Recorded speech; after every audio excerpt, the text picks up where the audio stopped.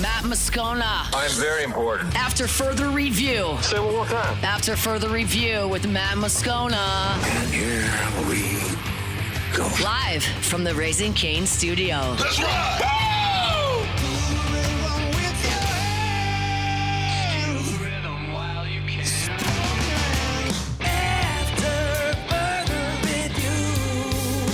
Off and running, welcome in. Hour number 3 after further review here on a Friday, presented by Don Juan Cigar Bar. Musso in for Moscona. Jordan Kitchens, Paul O'Neill, they are along for the ride, and happy to have you along for the ride as well. One more hour to go. We send you into Memorial Day weekend, the extended weekend to kick off summer. Chris Marler, LouisianaSports.net. He'll be with us here in about, call it 13 or so minutes. He's in Hoover, Alabama. Get an update kind of on the SEC tournament. It's Marler's first trip to the SEC tournament, how the maiden voyage has gone. Arkansas and Texas, they're in action right now. Bottom of the first inning. Arkansas leads at 3-0. Texas has the bases loaded with 2 outs, and Arkansas's ace, Hunter Dietz, just left the ball game after taking a line drive off of his foot. So we'll go to Hoover here shortly and check in with Marler. A little bit of baseball, really just how he's kind of enjoying the tournament as well. And I want to touch on a little bit more with LSU baseball. We had Ryan Terrio with us for a bit there in the 4 o'clock hour, and he got me thinking a little bit when talking about how LSU attacks the transfer portal. So I kind of want to circle back to that a little bit later on as well. Then we'll wrap it up with Ask Us. You can send your questions in, text 499-1045. You can tweet them to me at Musso Matthew, Bayou Ford YouTube chat. Questions for me, Jordan, Paul, any of us. We'll kind of answer those to wrap up the show here. Earlier this week, Lane Kiffin took his turn on Pardon My Take with Big Cat, PFT, and the boys from Barstool. Then they took the short drive, hour, down I-10 to New Orleans toward the Saints facility, and Kellen Moore sat down on Pardon My Take. That episode dropped today. It was a lot of kind of what you'd expect. Some humor, some fluff. Kellen Moore's background, his time with the Cowboys, with the Eagles. Obviously, his first head coaching job with the Saints. Why he's not in the College Football Hall of Fame, which actually is a really good question. Why Kellen Moore is not in the College Football Hall of Fame yet. That will come eventually. But there were a couple things that did strike me from the interview. One of them was Kellen Moore talking about how you go about carrying over success and what actually is the key to carrying over the success from the 4-1 finish to the season now into 2026, where many people believe you have a chance to win the NFC South. I think there's parts to it. Obviously, there's a long window between seasons.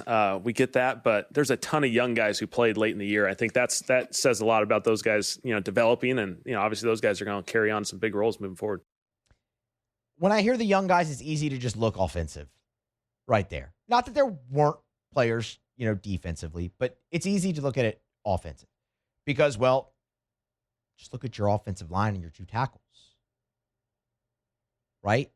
I mean, Tali Fuaga was in his second year, was your right tackle for the entire season after playing left tackle. So he's now got 2 full seasons starting in the NFL, 1 at each position. That's huge. And you saw a much better performance from him at right tackle than left. Makes sense. It's where he played in college. And then, Kelvin Banks was a rookie and was one of, if not the highest graded rookie. I think he was the highest graded rookie left tackle in the NFL a year ago. That's great. Obviously, Tyler Shuck goes into that. Chris Olave, while he's been in the league a while, he's been in and out of the lineup with injuries and things of that nature. So you got a full season out of him for only the second time. You like what you saw there. You got some decent stuff out of the running back spot. You saw some of the young guys. Chase Young's still a young guy.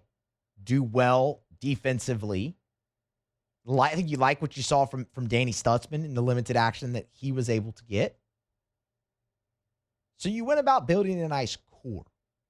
And more importantly, Kellen Moore was able to build his culture in New Orleans. And that's why when you look at them letting DeMario Davis walk, you can feel okay with that from a culture standpoint because it's now Kellen Moore's franchise and he was able to instill that. And I think there's no greater example of that than the way the Saints finished the season. Yeah, you know what? You didn't play the best of teams down the stretch, right? You got to play the Titans, who finished with 6 wins, the Jets, who finished with 5. Like, you know, you got to play teams that weren't. I'm sorry, the Jets did not finish with 5 wins. I misspoke there. They were actually much worse than that. But you got to beat up maybe on a lesser schedule. But look, in the same vein, you lost to the Arizona Cardinals early in the year, right? They fired their coach. All right. You lost to Tampa midway through the season. So it balances itself out. And I think a great illustration of that and the culture being established was this cut from Kellen Moore. And the guys on Pardon My Take asked him what he learned from Mike McCarthy. Just really steady, really consistent day in and day out, week in and week out. I think, what they had so much success year after year in Green Bay as well was, just their consistency. And I think it was because everything was so steady that, the NFL is about highs and lows. No matter what we do, 2 years ago, you're in Philly. At one point, we're 2-2 in Philly, and the whole world's going to fall apart because we lost to Tampa. And, the teams that can kind of stay steady, those are the teams that have success towards the end. The teams that stay steady have success towards the end. The New Orleans Saints stayed steady a year ago. And he was able to bring that in. That didn't happen with the previous regime. There was no steadiness to this. The New Orleans Saints started 1-8. 1-8. And then finished 6-11. With the 4 out of 5 being the catalyst for that. So that's the part for me that I look up with the Saints and I go, man, that's the encouraging part. We were talking earlier about what Tyler Shuck has to do to show that he's the franchise quarterback. We said, if it's, win the division, take you to the playoffs in his first full season, you might be asking a lot there. But if it's go out there, have a really productive season, throw for over 3,000 yards, increase the touchdowns, the touchdown interception rate gets better, 65% or more completion percentage, and your offense has a good year, you'll feel really good there. And you would think a lot of those production would follow with the wins, right? But yeah, you moved on from some aging veteran players. So maybe there are still some holes on this team that cost you wins, even with an offense playing well. But the one thing you shouldn't be concerned about is them staying steady. Because Kellen Moore is a rookie head coach, and he admittedly made mistakes early in the year. All rookie head coaches do. You got a whole new crop of them coming in for 2026, and guess what? They're all going to make mistakes early in the season. You'll get to play one of them in Jesse Minter week 2 with the Baltimore Ravens. But the culture being established, that was my big takeaway really with those two answers from Kellen Moore in a 34-minute interview with the guys over at Barstool. Those two stood out head and shoulders above all because it really shows why they were able to have success a year ago and why you should see them have success at the end of the year, I should say a year ago, and why you should feel confident that they're going to have success going into year 2 under Kellen Moore. The culture is there. You've shored up your offense. Can you get enough out of your defense with what you've added in free agency and letting go of some aging players to make a run at the division and return to the playoffs for the first time since 2020? We'll get our answer soon enough. The Saints report for OTAs Wednesday. They'll continue their offseason program then. We're going to grab a break. Come back on the other side. Head out to Hoover and the SEC baseball tournament. Check in with Chris Marler, LouisianaSports.net, and all-around goofball here next on AFR. After further review. Get Gordon and get it done. Gordon McKernan Injury Attorneys. If you've been injured and it's not your fault, do what injured people in Louisiana have done for more than 30 years. Call Gordon McKernan Injury Attorneys. 888-8888. It's all eights. 888-8888. I don't even need to give you the area code because no matter where you are in the state, it doesn't matter. Just dial 888-8888 for Gordon McKernan Injury Attorneys. Gordon does an awesome job, man. He's a great person. They've been so invested in our communities with all the charitable and service work that they do. They give back into the communities that they represent, no matter what time of year. If it's the bike giveaway for kids around Christmas time, if it's the laptop giveaway around back to school time, if it's the charitable work they do during October for Breast Cancer Awareness Month, they're always involved in the community. We tell you all the time, of course, about the G team and what Gordon's done with NIL and the opportunities that he's afforded student athletes. Just a great, great community partner. If you've been injured, you need representation, go to getgordon.com. That's getgordon.com. Get Gordon and get it done. After further review with Matt Moscona, presented by Don Juan Cigar Bar.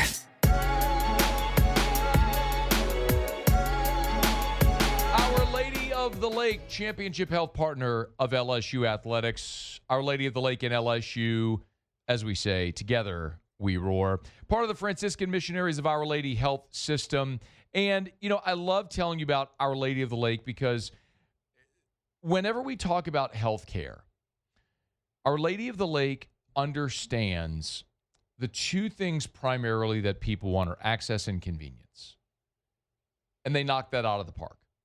Whether it be at the Regional Medical Center, if it's the Lake After Hours, if it's any of the specialty services that you may need, heart, stroke, cancer, pediatrics, you want the best. You want Our Lady of the Lake.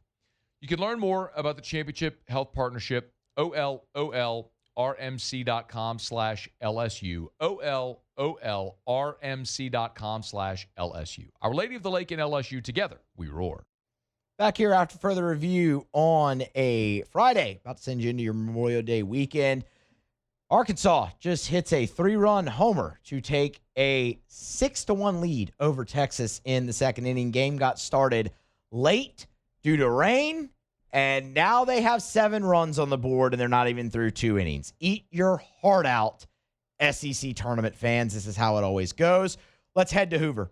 Chris Marler, LouisianaSports.net, internet goofball, co-host of Off the Bench. Basically, at this point, he joins us from his maiden voyage, the first time ever for Marler at the SEC tournament. How's it going, dude? I'm in line for the bathroom, so I didn't know they hit a home run. So you really spoiler alert there for you, Musso. No, we haven't even made it to the stadium yet today because the rain has pushed everything back. We're going tonight with the fiance and her Auburn grad friends. And we're fired up, man. This is like, I don't want to sit here and be like, this is everything I thought it would be and more. Because, we got here Wednesday night, hustled ass over from Baton Rouge, got here right in time for first pitch. Obviously, one of us in the household was happy about how the Auburn LSU game went. I wasn't as much. But it's such a cool event. It's such a cool event. I will tell you, the baseball itself is awesome. I think they do a phenomenal job with it at Hoover. I think it should stay there.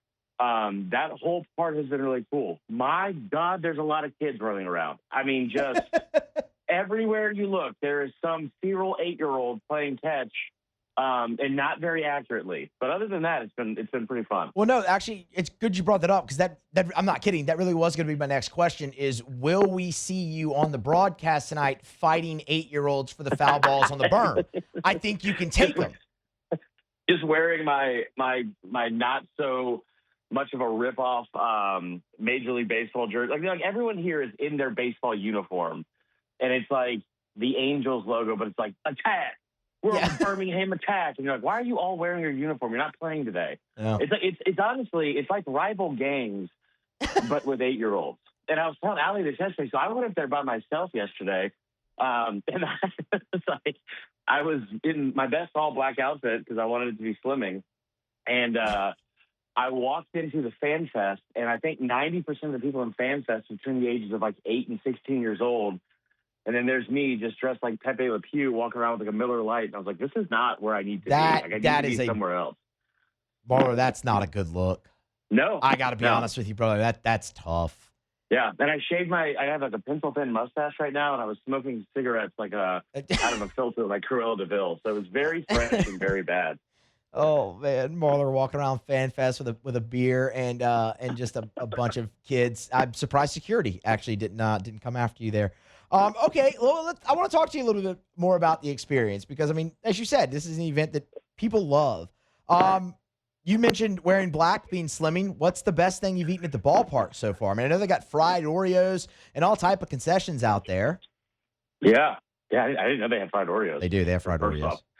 So here's the thing that I don't. You know me well enough to know where I'm going to take this. Is that the lack of alcohol in the stadium is frustrating. So in right field, there's a bar, and it's like $30. I want to say that they promote it like, yeah, $30 all you can drink. And you're like, okay, you messed up. Like, that's on you. And then you get in, and it's like 30 minutes or $30 all you can drink, but you pay for all of the drinks you can drink, which is how in hindsight, they probably did phrase it that way. But so that part was cool. Like, it's a cool little right field, like, bleacher setup. I thought that part was really, really awesome. We were lucky enough to have a listener of ours or mine. Shout out. Is it a Tennessee fan? Super nice. Shout out Jess Valladay, and was like, hey, we lost. We're going home. We have 4 tickets if you want them. They're in the Cabana Suite. And so the Cabana Suite is like down the left field line, and it's always at Cabanas. And everyone in the Cabanas has a group of people with them in the Cabanas. I showed up yesterday to ours, riding solo, and it was just me. And it was, I mean, so I walked in, and there's like an unplugged fridge with 2 Diet Cokes, which honestly, I mean, was good enough for me. But like the hot dogs are fantastic. I just don't know why. I'm very excited about the fried Oreos, by the way. You just talked about that. I had no idea. Yeah, they have those. And it doesn't, I wonder if like the beer part of it and the alcohol part of it is because there are so many kids running around, or if it's also because like it's kind of narrow spaces in there, right? There's only one real walkway in that stadium. And so it might have had, the lines might have been too congested or something like that. I'm not sure.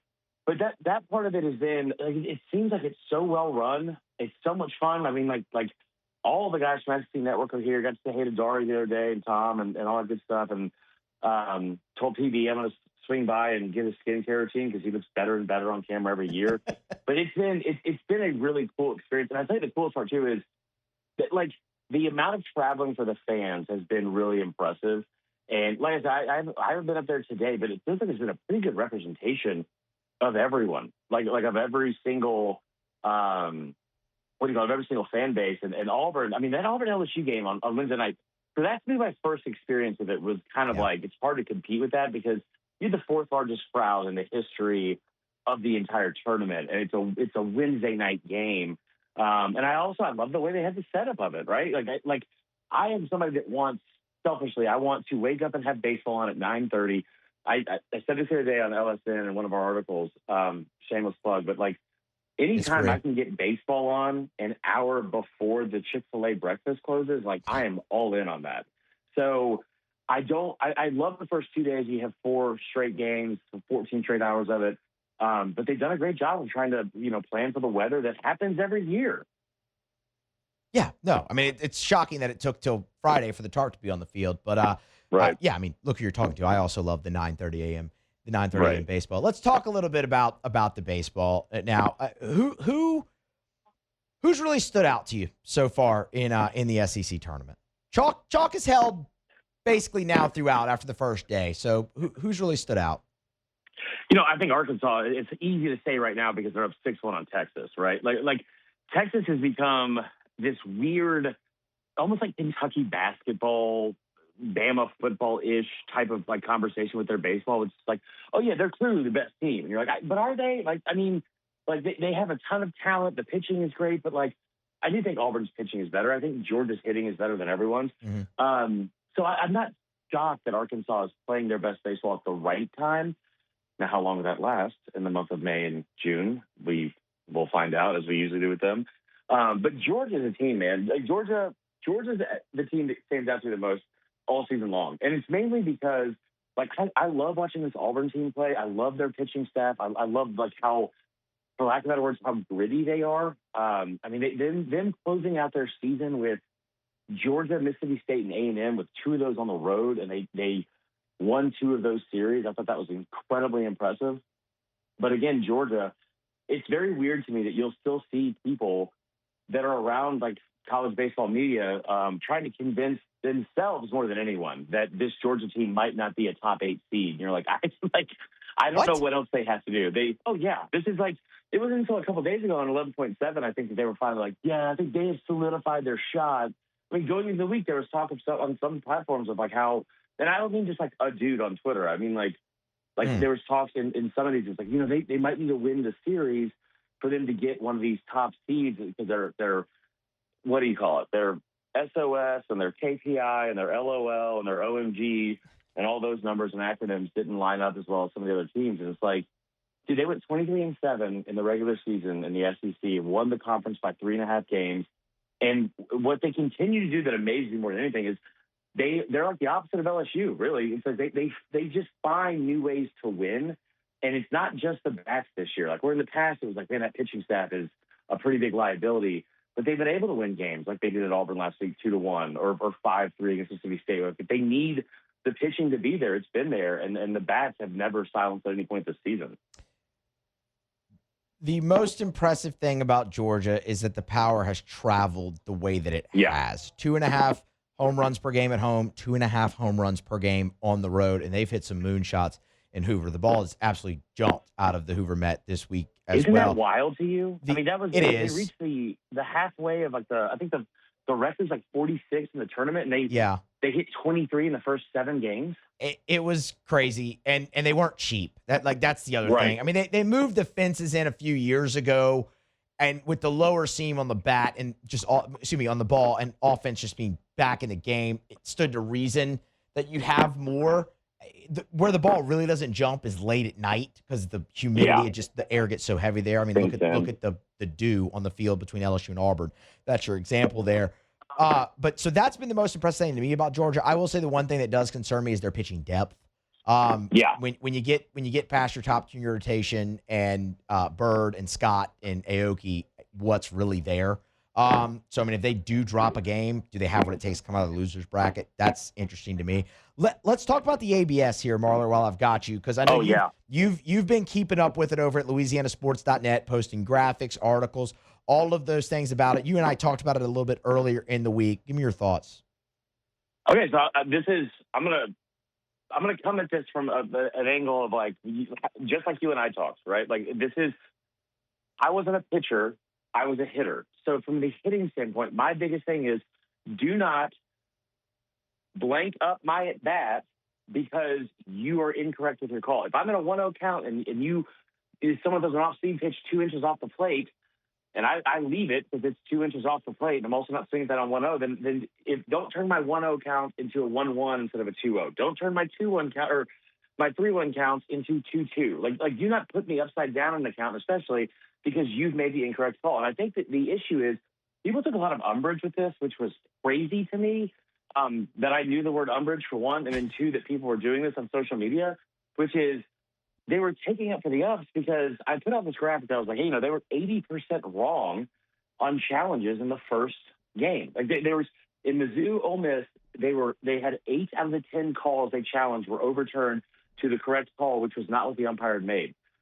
I'm not saying that umpires are making calls 80% incorrectly the entire game, but the ones that are fringe that they called in the very first game of the tournament, with the very first time we're using the system, they were incorrect 80% of the time. I think over the course of the tournament, that number's dwindled down to, I think, like 59.5%. And that's, but again, I'm so tired of hearing about human error and the human element of baseball.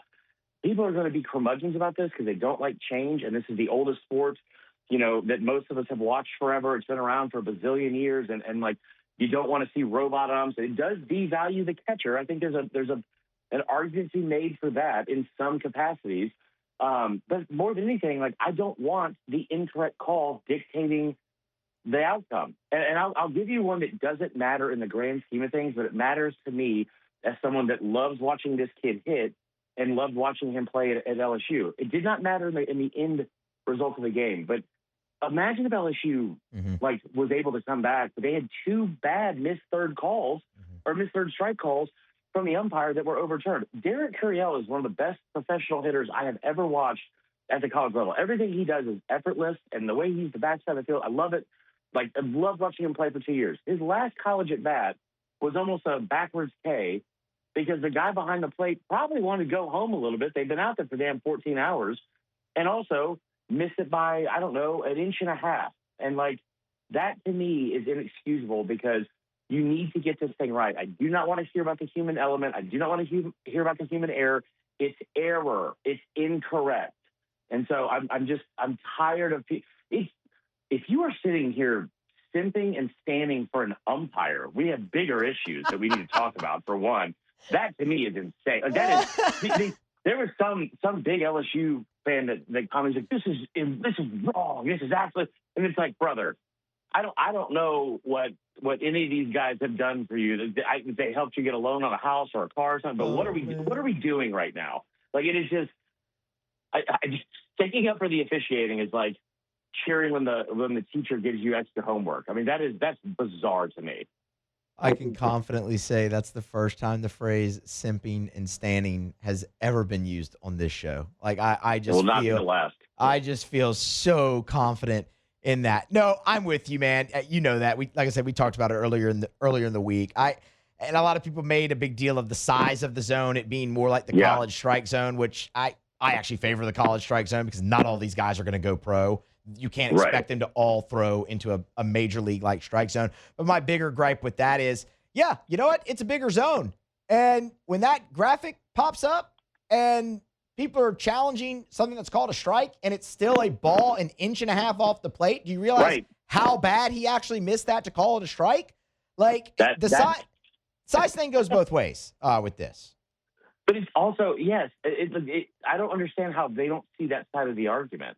Like that part to me is still so bewildering because you're like, the zone is too big. And you're like, yes. And they're like, so that they shouldn't have to be ridiculed like this. And it's like, the zone is too big and they're still missing it. Like, how much bigger do we need to make it for the umpire who's paid to be behind the plate to get it right? Like, I feel bad for those guys sometimes, especially if they have to wear all that gear and pads and they're going to be yelled at and, you know, go through all the rain and Hoover, all that kind of stuff. But again, you have a job to do. That's why you're paid to do it.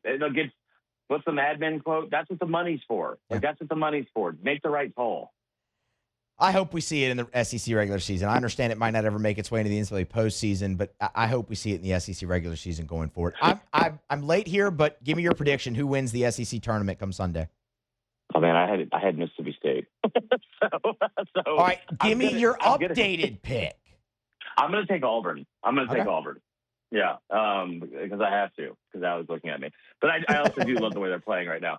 And they had a little day off, too, and I love that. And listen, last thing I want to say about the ABS thing, I think you brought up a really good point about the postseason. That's part of the issue, too, though, man, is that they have that seems to be when they get caught up in the moment the most sometimes is Omaha. Don't get me started. Who needs it more than anyone is the Women's College World Series, because those umps get real impacted by the crowd. But I think I would love to see it continue further on. I think it's been a really good experiment. And I will take Auburn to win the SEC championship. All right, man. Marler, you enjoy the rest. Y'all are staying through Sunday? I think we're coming back tomorrow morning because I got to record for Eagles, so we'll see. All right. Well, y'all enjoy the last day there in Hoover. It's going to be a late night because this game got started an hour and a half later. But y'all enjoy it, and we'll talk to you when you get back, all right? Appreciate it, brother. Absolutely. Chris Marler, LouisianaSports.net. He's the SEC writer over there. He's in boots on the ground in Hoover, pumping out content, ABS, all that stuff. If you're interested, get over to LouisianaSports.net. Read his stuff. It's free. Always free at LouisianaSports.net. We'll grab a break, come back. I actually want to talk a little bit more about LSU baseball and a brief thought on the softball team, who are 2 wins away from the Women's College World Series. We'll do that next here on AFR. After further review. Let's Rev, R-E-V, letsrev.com, letsrev.com. You ever just get super frustrated at super slow internet? Oh, we've all been there, man. The little spinning wheel, slamming your keyboard or your mouse, pounding the desk because it's so frustrating. Your internet's so slow. Storm comes, knocks the power out, knocks the internet out, knocks the cable out. You're so frustrated. Maybe that's just me because I get kind of angry about things. But it's annoying. Nobody wants that to happen. Rev can help. They're local and 5 gigs, lightning fast speeds, and backed by an all-fiber network. Fiber. It's buried under the ground. I mean, you don't have to worry about a storm coming knocking the power lines down. Let's Rev. Listen, more than 70,000 Louisiana homeowners and business owners trust Rev. You should as well. R-E-V. 90 years of local experience. Let'sRev.com. Let'sRev.com. After further review with Matt Musso, presented by Don Juan Cigar Bar.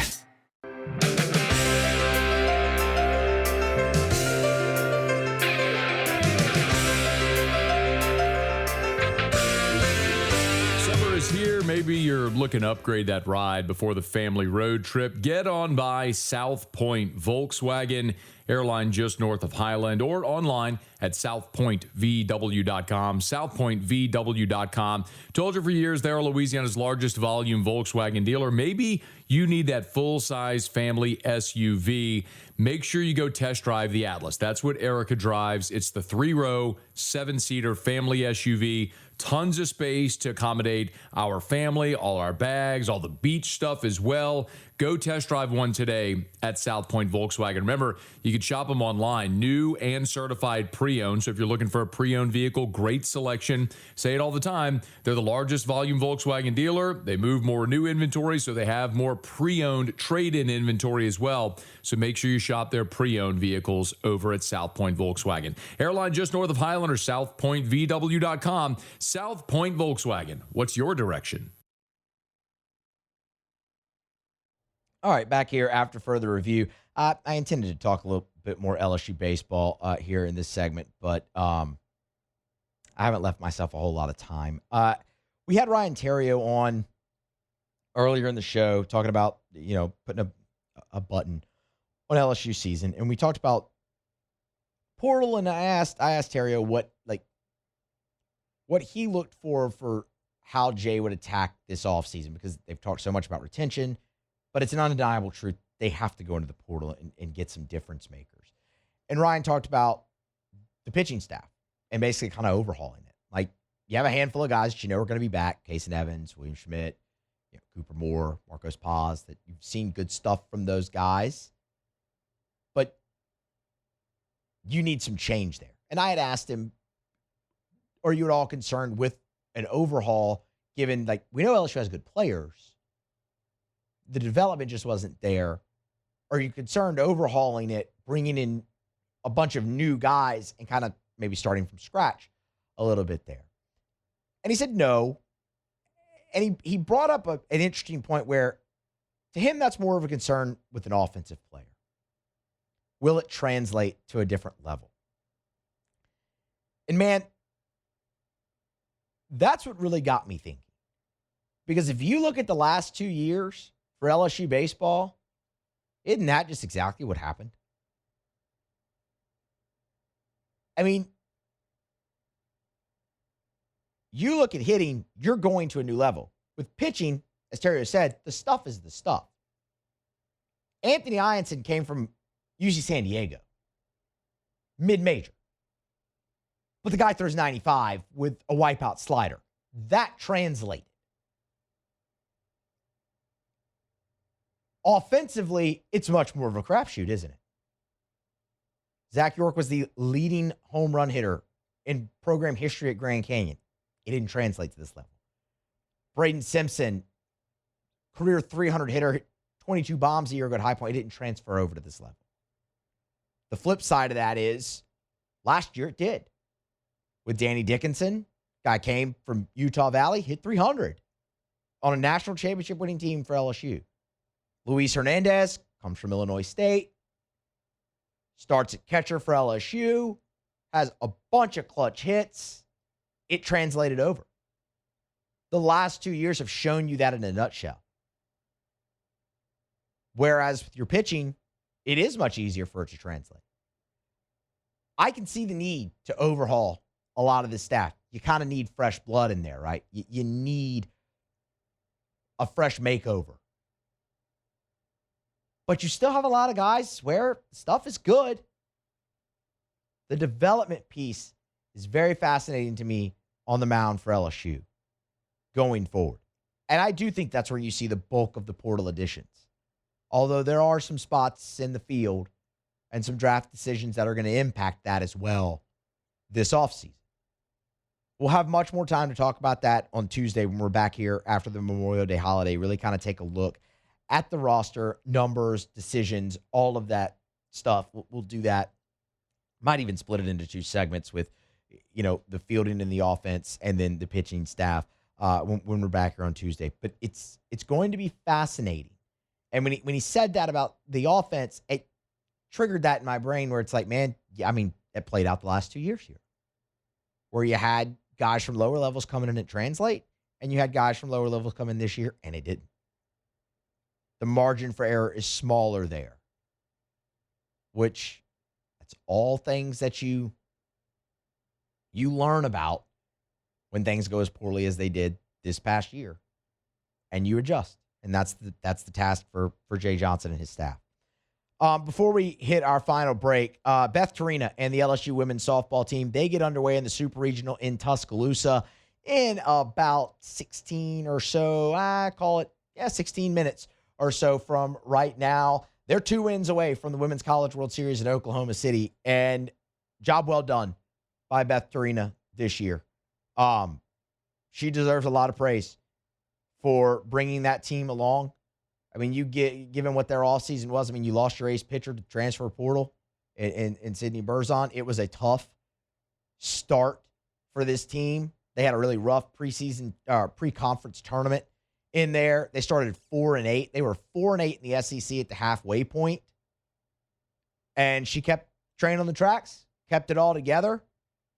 They end up 13-11 in conference after starting 4-8. They host a regional and sweep through it, including 2 big victories over a higher-ranked Virginia Tech squad. And now you are 2 wins away from going back to the Women's College World Series. It'll be an uphill battle against Alabama. They're really good. But that is an awesome performance by that team to weather the early storm and now be 2 wins away from going to the Women's College World Series. They get started here at 6 p.m. We'll be watching. We'll be rooting for Coach Beth and the Lady Tigers over there with LSU softball. All right, we're going to grab a break, come back on the other side. We will close out the week here on AFR and send you into a long holiday weekend. That's next, Friday's edition of AFR, presented by Don Juan Cigar Bar. AFR. We're brought to you by Goodwood Men's Sexual Wellness. Visit yourgoodwood.com, yourgoodwood.com. Yes, hormone replacement therapy. Yes, NAD+. Yes, BPC 157. Yes, ED treatment. The bottom line is, gentlemen, I don't care how old you are. It's about how old you feel. And do you want to feel like you did when you were younger? Do you want to live a more vital life? Do you want to live a more energetic life, where you wake up in the morning, your feet hit the floor, and you're rip-roaring ready to go, where you're motivated to get in the gym, where you have a great libido, where you have great mindset, energy, mental clarity, memory, all that sort of stuff? It's possible. It's affordable. Goodwood Men's Sexual Wellness can help you do it. Hormone replacement therapy could be a giant part of that for you. NAD Plus can literally help your cellular optimization to make you younger at a cellular level. BPC 157, tremendous in helping in recovery. Learn more. yourgoodwood.com. After further review with Matt Musso, presented by Don Juan Cigar Bar.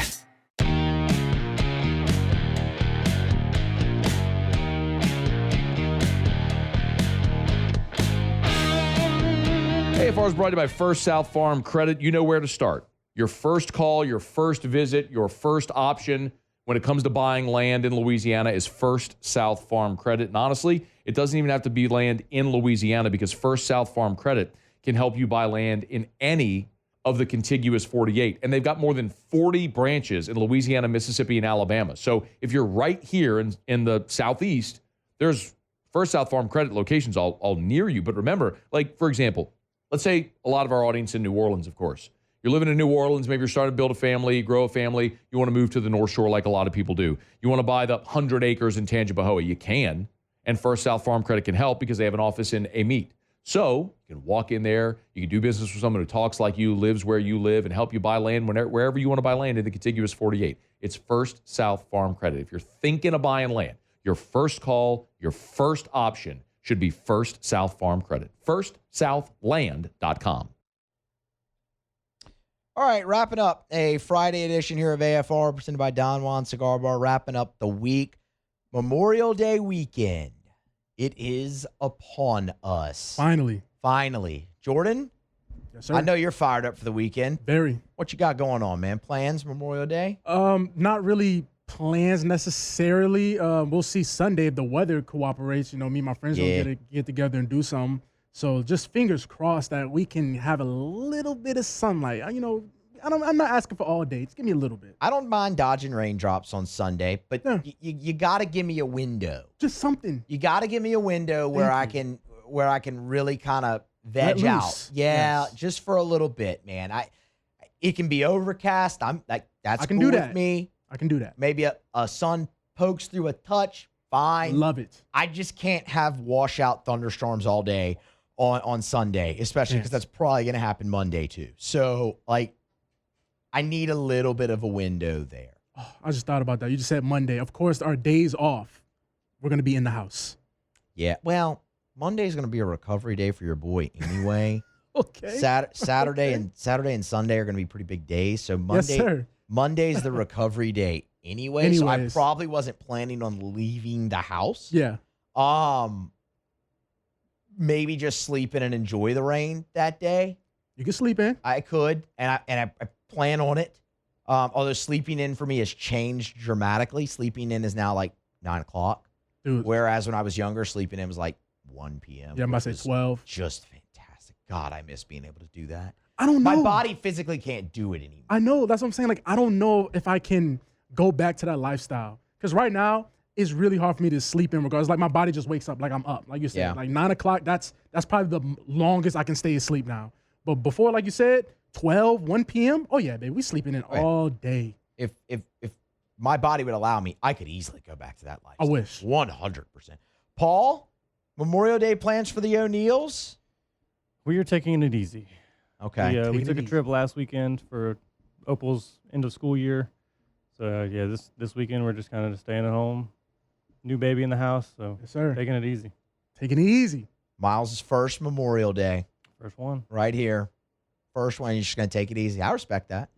I get it, man. I mean, that's actually, it's not true. I don't get it. I don't have kids. I don't get it. I don't have kids yet. So I don't get it. But I understand. Let me put it that way. I understand what you're doing there. I'm a pro at taking it easy. Yeah. I'm sure we'll eventually do something. But, as of right now, no plans. Well, it's, again, with the weather, it's a good it's a good weekend to have no plans for Memorial Day. We got a group date dinner tomorrow night. Girlfriend and I are going to go out with a couple buddy of mine and their wives. We've been trying to do it for a long time, and it didn't happen. But we had it set up for the Arkansas game this last football season. It was an 11 a.m. kick. Yeah. So it was like, man, we know they're going to be done. We can go out, have a good night. That's going to be fun. And then one of my buddy's wife's family came in for like a 2-week early Thanksgiving, and that got shot down. I don't know. 2 weeks early. I think it's weird too. Yeah. Okay. But, we're going to make that happen Saturday night, and then a little pool day, and your boy's going to have paddle in hand and be on crawfish duty probably for the last time this summer. Matter of fact. Yeah. Matt was telling me you got like a custom paddle and all this. Yeah, my girlfriend got it for me for Christmas, man. She's the best. And it's stainless steel. It's got my last name engraved in it. He told me about that. Eye of the tiger engraved in it. Yeah, man. And I was mad because I'm like, why Musso never brought us no crawfish if he's chefing like this? Look, man, we need to make it happen one summer. I love doing it. Like, I really do. It's more of a hobby. I like it a lot. So I love that. We'll do that. So this will probably be the last one of the summer. I mean, the end of May, you're pushing it. I got you. with June. But maybe next year we'll have to make that happen. Don't forget about me. I'm totally down. I'm not gonna forget about you, man. I'm not gonna forget about you, Jordan. Not at all. All right, that's just about gonna wrap it up here for Friday edition of AFR and for the week. Happy Memorial Day. Happy, safe, healthy Memorial Day. Thank you to all the servicemen and women who give us the opportunity and who we honor on Memorial Day. And we'll be back here on Tuesday. We're going to take the day off Monday. We'll be back here on Tuesday, and I'll be in the chair once again. That's next time on AFR. AFR. Always a pleasure to tell you about our friends at the Williamson Eye Center. Check them out online at williamsoneye.com. They've got locations all over the greater Baton Rouge area. On the Baton Rouge General Campus, you turn off a Bluebonnet onto Picardy, you make that right. And then right there at the stop sign, the building on the right, the first 2 floors, that's the Williamson Eye Center. State-of-the-art dry eye center, and it's full service. Of course, they have their state-of-the-art surgery center there where you can have your LASIK or whatever surgical procedure you're having. But they have your standard annual eye exam as well at the Williamson Eye Center. Learn more at williamsoneye.com. The thing I tell you every day is take the advice that I was given and change your life. To give yourself the gift of sight is absolutely incredible. If you're someone like me who spent your life with contacts or glasses, there is a way to be done with it forever. WilliamsonEye.com. Go see Dr. Blake Williamson for that free consultation. 924-2020, 924-2020, or WilliamsonEye.com for the Williamson Eye Center.